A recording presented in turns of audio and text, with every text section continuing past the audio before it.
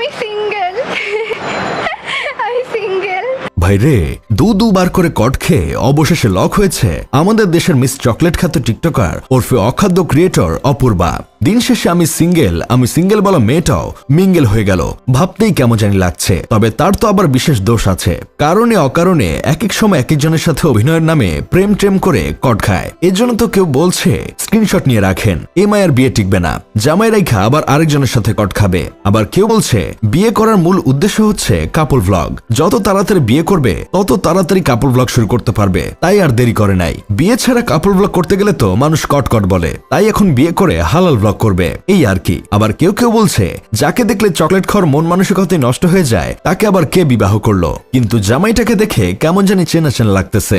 ভালো করে দেখেন তো, বেশ কয়েকদিন আগে যার সাথে কট খেয়ে কেলানি খেয়েছিল সেই ছেলেটাই জামাই নাকি?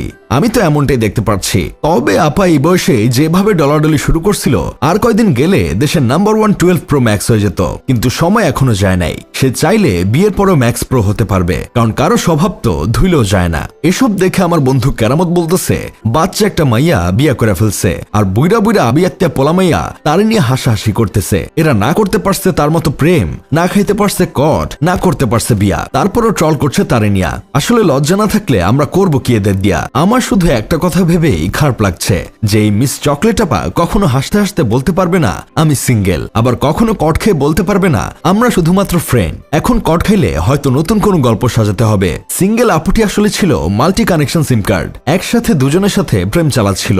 ভাগ্যের এমনই খেলা, একদিন চকলেট আপাকে হাতে নাতে ধরে ফেলে তার বয়ফ্রেন্ড। তখন আপুটি পুরাই নাটকে ভঙ্গিতে বলে বসলো আমরা তো শুধু অনলি ফ্রেন্ড। রায়হান ছিল সেই পুরনো দিনে ভদ্র ছেলে, মেয়েকে ফুচকা খাওয়ানোই ছিল তার ডেটিং এর বড় প্ল্যান। আর মাঝে মাঝে কম দামি রেস্টুরেন্টে নিয়ে যাওয়া ছিল স্পেশাল সারপ্রাইজ। নিজের গাড়ি নাই, ওর কাছে বাইসাইকেলই ছিল লাক্সারি, কিন্তু মর্ম ছেলেটা ছিল পুরাই ভিআইপি প্যাকেজ, গাড়ি, টাকা, স্টাইল সবকিছু একসাথে।